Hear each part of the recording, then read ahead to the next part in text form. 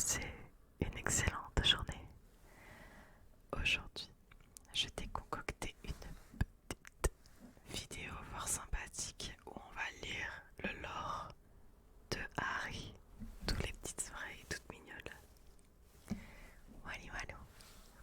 Je te laisse donc t'installer confortablement et de te détendre, détendre, détendre, détendre.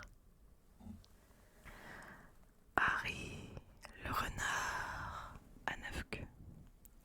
Pendant le plus clair de sa vie, Harry n'a rien su de ses origines.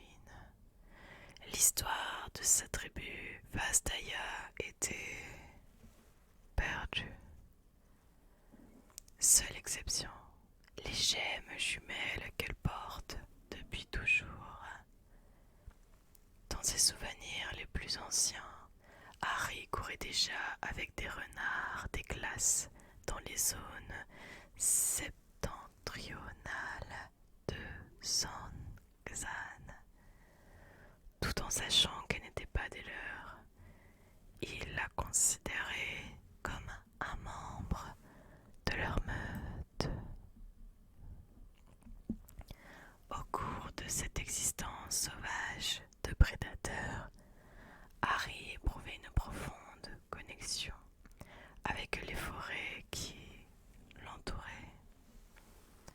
Peu à peu, elle finit par comprendre que la magie des Vestaya courait partout dans son être et que le royaume des esprits l'habitait.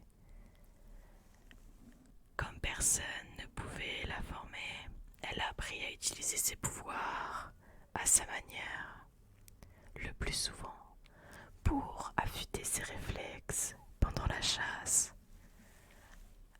Elle a appris aussi qu'en faisant attention et en étant assez proche, elle pouvait apaiser un cerf affolé pour qu'il reste calme et serein jusqu'à ce que sa meute plante ses crocs dans sa chair.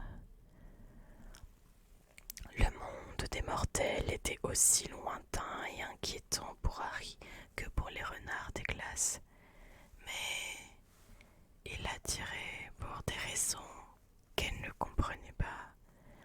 Les humains, notamment, étaient des créatures grossières et quand les chasseurs campaient aux alentours, Harry les observait de loin.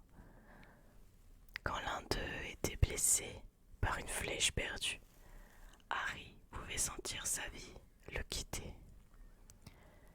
N'ayant d'autre instinct que ceux du prédateur, elle savourait l'essence spirituelle qui le fuyait.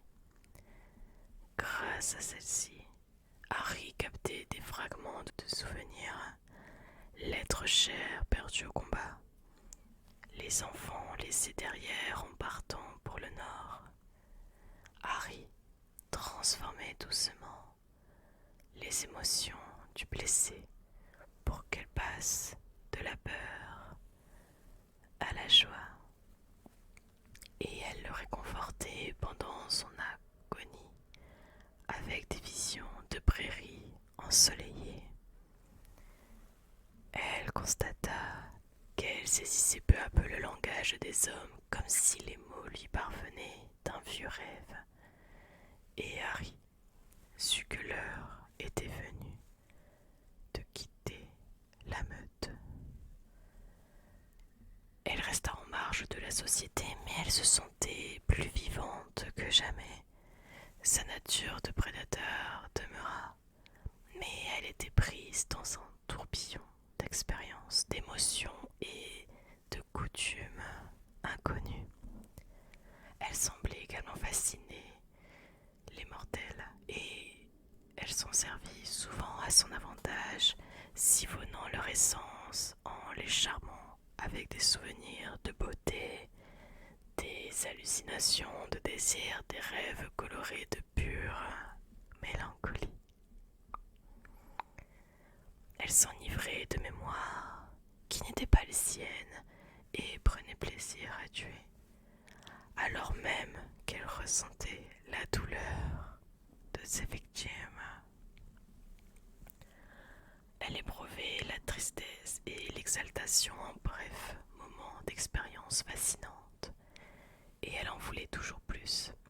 C'était difficile à supporter, mais elle sentait son propre pouvoir s'étioler quand elle cherchait à rester à distance.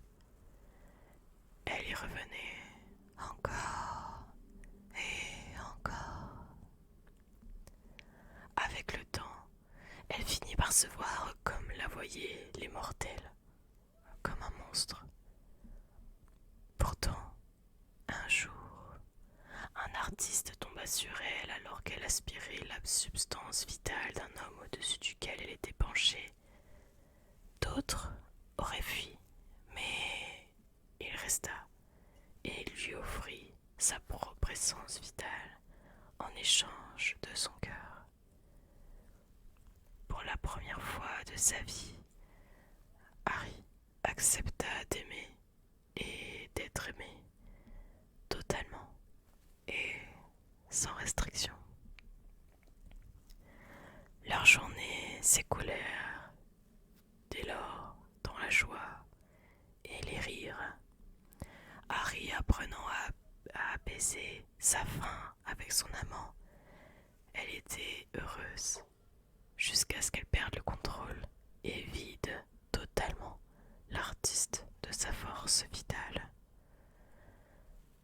Le désespoir s'empara d'Harry, son chagrin la consuma.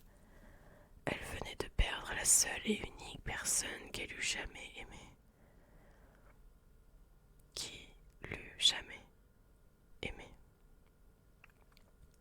Se coupant davantage encore de la société, elle chercha à en apprendre plus sur ses origines dans l'espoir de mieux contrôler ses pouvoirs. Ses deux gemmes en main, Harry partit à la recherche de ses semblables. Ce voyage la mena en dehors d'Ionia et à travers Runeterra, jusqu'à découvrir enfin qui étaient ses ancêtres, les Vésani, une tribu une tribu Vastaya qui avait apporté magie et innovation au monde avant d'être décimée.